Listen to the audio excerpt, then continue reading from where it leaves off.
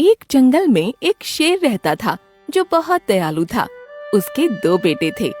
एक दिन शेर राजा ने अपनी गुफा में अपने दोनों बेटों को बुलाकर कहा, मैं अब बूढ़ा हो गया हूँ। वक्त आ गया है कि तुम दोनों में से किसी एक को राजा बना दिया जाए। नियम के मुताबिक सिम्बा मेरा बड़ा बेटा है, इसीलिए राजा सिम्बा ही बनेगा। राजा तो जंगल का मैं ही बनूंगा। नहीं चार्ल्स, तुम में राज्य संभालने की क्षमता नहीं है, तो क्यों ना एक मुकाबला हो जाए। इस मुकाबले में जो भी जीतेगा जंगल का राजा वही बनेगा। चार्ल्स शेर सिम्बा शेर से लड़ने लगा, मगर कुछ ही पलों में सिम्बा ने चार्ल्स को जमीन पर पटक दिया। चार्ल्स क्रोधित होकर जंगल के एक तालाब के पास पहुंच गया और अपने दोस्त हैरी मगरमच्छ को सारी घटना बताने लगा। तुम मेरे साथ चलो। हैरी मगरमच्छ चार्ल्स को तालाब के ऊपर बनी हुई घनी झाड़ियों में लेकर चला गया। उस झाड़ी में एक बेहद बूढ़ा मगरमच्छ बैठा हुआ था। तुम इसे यहाँ पर क्यों लाए हो? क्या तुम जानते नहीं यह तालाब का प्राणी नहीं है? ये मेरा दोस्त है मगरमच्छों के राजा। इसके साथ बड़ा अन्याय हुआ है। इसके पिता ने इसके स्थान पर इसके बड़े भाई को जंगल का राजा बना दिया है। इसकी मदद कीजिए।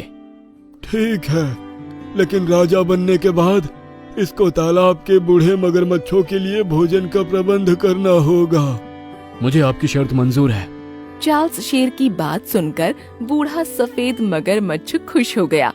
उस बूढ़े मगरमच्छ ने झाड़ियों में से एक सफेद रंग का एक चमकता हुआ मोती चार्ल्स शेर को दे दिया। ये एक जादुई मोती है। इस मोती को तुम निगल लो। जब तक ये तुम्हारे पेट में रहेगा तब तक तुम्हें कोई नहीं हरा सकता। चार्ल्स शेर ने वो मोती निगल लिया। वो स्वयं को बेहद शक्तिशाली महसूस करने लगा। अब तुम उड़ भी सकते हो और जब तुम्हें गुस्सा आएगा तो तुम्हारे मुंह से आग भी निकलेगी जो तुम्हारे दुश्मनों को जलाकर राख कर देगी। चार्ल्स शेर हवा के द्वारा उड़ते हुए सीधे अपने भाई के पास पहुंच गया। उसके शरीर का कद पहले से बड़ा हो चुका था। चार्ल्स शेर क्रोधित होकर अपने मुंह से आग उगलते हुए बोला, तुम्हारा समय खत्म हो गया भाई, सीधी तरह से हार मान लो। सिम्बा शेर एक बुद्धिमान शेर था। उसने उस समय अपनी हार मानने में ही भलाई समझी। ठीक है मेरे छोटे भाई, अगर तुम जंगल के राजा बनना चाहते हो तो मैं तुम्हें अपना ये मुकुट सौंपता हूँ। इतना कहकर सिम्बा ने अपना मुकुट उतारकर चार्ल्स शेर को पहना दिया। उस दिन के बाद चार्ल्स शेर जंगल का राजा बन गया और जंगल का राजा बनते ही उसने जंगली जानवरों के ऊपर अत्याचार करना शुरू कर दिया। उसे अगर किसी भी जानवर की बात बुरी लगती तो वो उसे अपने मुंह की आग से जला देता। चार्ल्स शेर बड़े मजे से अपनी गुफा में बैठकर जंगल के लोगों पर हुक्म चलाता रहता। उसे राजा बने हुए कई महीने बीत गए और वो ये भी भूल गया कि उसने उस बूढ़े मगरमच्छ से भोजन देने का वचन दिया था। एक दिन चार्ल्स जब अपनी गुफा में बैठे बैठे ऊब गया तो वो टहलने के लिए उसी तालाब की ओर निकल गया। चार्ल्स शेर तालाब पर पहुंचा ही था कि तभी वहाँ उसका दोस्त हैरी मगरमच्छ और वही सफेद बूढ़ा मगरमच्छ आ गया। तुमने मुझे वचन दिया था कि तुम राजा बनने के बाद बूढ़े मगरमच्छों के लिए भोजन का प्रबंध करोगे। एक राजा तुम्हारे जैसे गंदे मैले तालाब के प्राणियों के लिए भोजन का प्रबंध करेगा? मैं तुम्हारे बाप का गुलाम नहीं हूँ।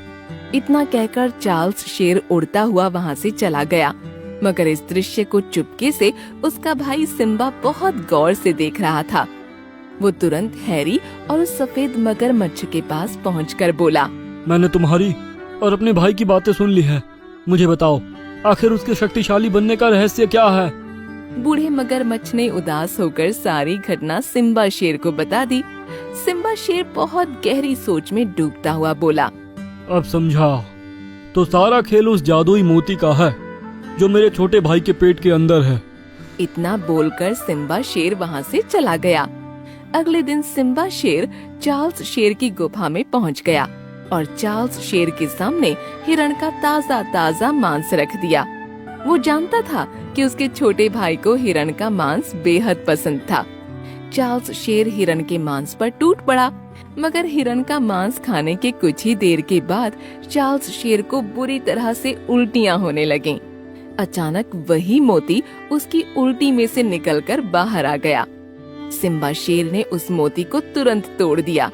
मोती के टूटते ही चार्ल्स शेर अपनी असली हालत में आ गया। असली हालत में आते ही सिम्बा शेर ने चार्ल्स को बुरी तरह से पीट दिया। मुझे माफ कर दो भाई, मुझे माफ कर दो। तुम राजा बनने के लायक कभी थे ही नहीं चार्ल्स। अब तुम बाकी जानवरों की तरह जंगल में जीवन भर साधारण बनकर रहोगे। उस दिन के बाद चार्ल्स शेर आम जानवरों की तरह ही अपना जीवन व्यतीत करने लगा।